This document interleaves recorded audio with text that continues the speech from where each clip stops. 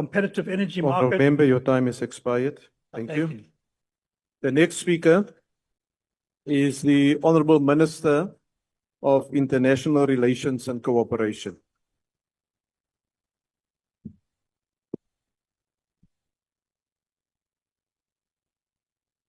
Thank you, House Chairperson, Mr. President, Madam Speaker, honorable members. This budget will enable the presidency to fulfill its obligations to build a national democratic society and not narrow political interest. South Africa is a constitutional democracy.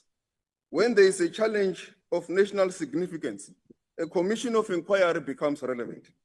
And there is proof that these commission of inquiries have brought about a turnaround in the institutions where we had commissions of inquiries, in particular in relation to state capture.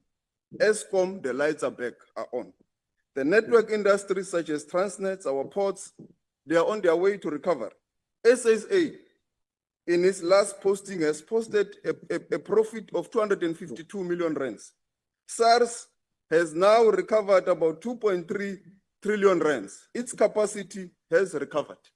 These are the outcomes of a commission of inquiry which gave, with forensic detail, pointed indicators for government to be able to respond. Also denial is recovery. Isn't it ironical that the person who is telling us that President Ramaphosa has broken democracy comes from a party that believes in parliamentary sovereignty? The Honorable Hlophe. Parliamentary sovereignty does not allow any form of a constitutional democracy. So this person was the architect of the current constitutional democracy that we have. He is currently enabling this country to rebuild all the institutions that must enable our country to stand. And in any society, for the state to succeed and to move forward, institutions must be able to stand on their own. The MK party leader is someone who, as a judge, did his best to unlawfully influence other judges to support Jacob Zuma. Lack of ethics, no integrity, dishonesty. Honorable Hlophe is an unrehabilitated and a blind Zuma loyalist. He is part of the family business. He has sold his soul because it is alleged that he promised by Mr. Zuma to become the Chief Justice. Just like Zuma, he is consumed by hate for President Ramaphosa. So is Honorable Hlophe consumed by his blind loyalty to Mr. Zuma. Honourable Minister, will you take your seat, please? Why do you want to be recognized, Honourable Member? Yes. For the Honourable Members. I'm rising on Rule 85. Yes. The member on the podium is imputing improper motives. Honourable Member, it's a political statement that the member is making in response to what your Honourable Member has said. Please continue, Honourable Minister. This party that is teaching us about democracy has got no democracy, internal democracy whatsoever. Their leaders are anointed by the supreme leader at home. How can they then export democracy to the people of South Africa? The president is the architect. He was the foundation leader in our country that enabled us to enjoy this democracy that we are enjoying. The president is also the chief diplomat of the Republic of South Africa. Our foreign policy is an extension of our domestic policy. Every day we work harder to make our contribution to advance the national interest of our people, especially helping to overcome the triple challenges of poverty, joblessness, and inequality. Through attracting foreign direct investment, we are contributing to achieving a 3% economic growth in the medium term. We take no prize in being labeled the world's most unequal society. The statement of intent of the GNU said the following: our foreign policy based on human rights, constitutionalism, national interest, solidarity, peaceful resolution of conflicts to achieve the Africa Agenda 2063, South-South and North and South Africa cooperation, multilateralism, just, peaceful, and an equitable world. We have not deviated from this statement of intent in our implementation of our foreign policy. The DA may need to revisit this statement of intent if they don't know about our foreign policy. We live in unprecedented and uncertain times in geopolitics, with heightened levels of geopolitical and geo-economic tensions, punctuated with sheer scale at which impunity overrides international law, not just in Palestine and in the war between Ukraine and Russia, but especially in our own continent, particularly in Sudan, makes a mockery of any notion of accountability.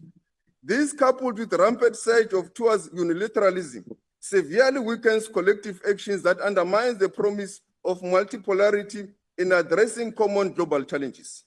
As we remain committed to a progressive internationalist and a non-aligned foreign policy committed to cooperation and not confrontation, to dialogue instead of a war, economic interdependence and not punitive tariffs, we say with conviction that it is a time to disabuse the world of the dangerous idea that might is right. Progressive multilateralism and dialogue amongst nations, the idea of deepening cooperation and solidarity must be restored. As the President has already said, we will continue to engage those countries, in particular the US, on unresolved challenges. We must remind this House that it's not only South Africa facing increased tariffs from the US. The whole globe is suffering. Challenges with the US are in both the global South and the global North. It is American friends and their foes. They all have ambassadors in the US, but still face challenges because of the unpredictable nature of today's Washington. Our negotiations are currently being coordinated by DERCO and the DTIC to resolve the trade challenges. Opposition parties also have a duty to promote South Africa's national interest. It is a self-destruction to go to Washington to badmouth your own country. Once you go out of South Africa, you should be a true patriot and promote South Africa's national interests. You will not find any American opposition parties coming to South Africa. Honourable Minister, would you badmouth take your their seat, country. please? Why do you want to be recognized, Honourable Member? Why did you keep quiet when Honourable Rupert said Member, you are a good Honourable boy? Member. Is a Honourable member prepared Member. to take a question? No, he's not, because you asked the question and I didn't give you permission. Kept quiet So, when Rupert Honourable said he's a Member. good boy. Honourable Member, you must abide by the same rules that you are quoting. Don't be selective in the application of the rule. Please proceed, Minister. In bilateral engagements, they are led by the presidency. You don't just speak out of your own whim. You are called upon to do so. So if opposition parties from the United States are not coming to South Africa to badmouth the United States, why do our political parties, particularly in the opposition benches, find it necessary to do so?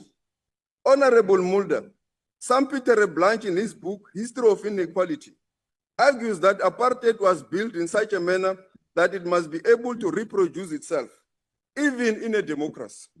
So it is disingenuous to argue that there is no history or legacy of apartheid impacting the life of South Africans today. The legacy of apartheid still lingers. We have got a duty and a responsibility to respond to this challenge. The 2022 World Bank report on inequality states that South Africa's inequality is attributed to the legacy of apartheid and the nature of economic growth, which hasn't been inclusive enough to reduce poverty and create sufficient jobs. The Black economic empowerment policies, the Bella Act, affirmative action, they remain relevant for us to address the history of this inequality that was created as a result of apartheid. We have got a duty to continue with this task. As we mark the 70 years of the Freedom Charter, our human rights outlook continues to inform our international relations perspective. Our anti-war stance is the aspirations of many South Africans from all walks of life, who declared that South Africa shall strive to maintain world peace and the settlement of all international disputes by negotiations and not war. As the war in Sudan rages, the specter of violence conflict looms in South Sudan, committed to peaceful resolutions of dispute. South Africa will continue to play its role in both Sudanese. Our continent's crisis demand a concerted approach to peace building and the clear call of Agenda 2063. The continent we want, the silencing of the guns. This is the conviction that drove us as we engaged the political protagonists in Mozambique after the last year's elections. We were resolute in our participation in the joint SADC and East Africa community missions to find long-lasting peace in the Eastern DRC. This House should be reminded The semi-DRC mission in which we participated was duly sanctioned and mandated by 3 continental multilateral organizations. South Africa is not in the business of deploying our men and women in conflict situations unilaterally. We do so through multilateral bodies. This year also marks a pivotal year for multilateralism. As the United Nations approaches its 80th anniversary, this vital institution finds itself facing an existential crisis, highlighting the urgent need for a renewed commitment to its founding principles. Our support for the Seville commitments was informed by our ambitions to bring back on the commitments of the SDGs. It is against this backdrop that member countries of the UN have recommitted themselves to close the 4 trillion annual budgeting gap through the Seville commitments, known as the Seville Compromise, to achieve the objectives of Agenda 2030 of the United Nations. It is against this backdrop of fundamental commitment to multilateralism that our G20 presidency takes place. Our presidency is revolutionary. It is the very antithesis of what is going wrong in the world global order today. It seeks to revitalize the dialogue between North and South and will never waver for Africa to be at the center of this debate. Where unilateralism casts its long isolating shadow, solidarity will rise during the hosting of our G20 in South Africa. While the world runs on our resources, the values does not stay here. The minerals leave raw. The batteries, the solar panels, we power AIs, the cancer treatments are made elsewhere. We export wealth, but import back its transformed value. This is a phenomenon we see across Africa. In an award-winning book, Cobalt-Reld Sidakara argues that it is the blood of the Congo that powers our lives. This is why South Africa's G20 presidency puts forward a critical minerals framework that will rewrite this anomaly and revitalize our industrial strategy and manufacturing capabilities. In all bilateral and multilateral platforms, like the AU and South Africa partnership, FOCAC and the influence of South Africa can be seen through the declarations that pronounces without ambiguity on value additions and beneficiation at source. You can go and reference Mr. Nomvalo. Honorable members, as you are all aware, we have just returned from the BRICS Summit in Brazil, and cooperation and economic development with the themes that resonated were not just unilateralism and zero-sum politics and economics.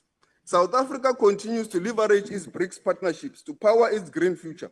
2.9 billion rands from the new development bank is building the grid's backbone for the renewable energy, boosting energy security through tangible projects, like the integration of 7 renewable energy projects of independent power producers in Uppington, the construction of transmission lines and the substation for Soweto area, and the construction of transmission lines of Angelag-Sterrenkas Power Station. A 3.5 billion NDB loan is transforming the Durban port into a world-class African gateway. This upgrade slashes shipping times, attracts major vessels, and unlocks regional gurus, making Agenda 2063 trade goals a reality. We are speaking about the networking and enabling the Africa Free Trade Area. Our economic diplomacy and our international relations is beginning to yield the desired results that must contribute to the 3% economic growth in the medium term. This is a task we are continuing to undertake to change the lives of our people, so that the people of South Africa must be able to see and touch the work that we do across the globe.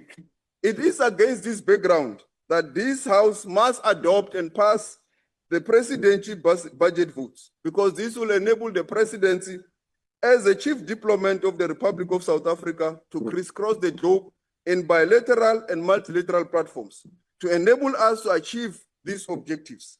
Every one of our external engagements, every diplomatic handshake, every international agreement must echo our domestic imperatives of eradicating poverty, reducing unemployment, and slashing inequality. Our foreign policy is a mirror reflecting the needs of our people at the domestic level. This extends our domestic imperatives to international platforms. I thank you. Thank you, Honorable Minister. Honorable members, I will now suspend business for 15 minutes for a comfort break. Bells will be rung 5 minutes before the resumption of business. Business is now suspended.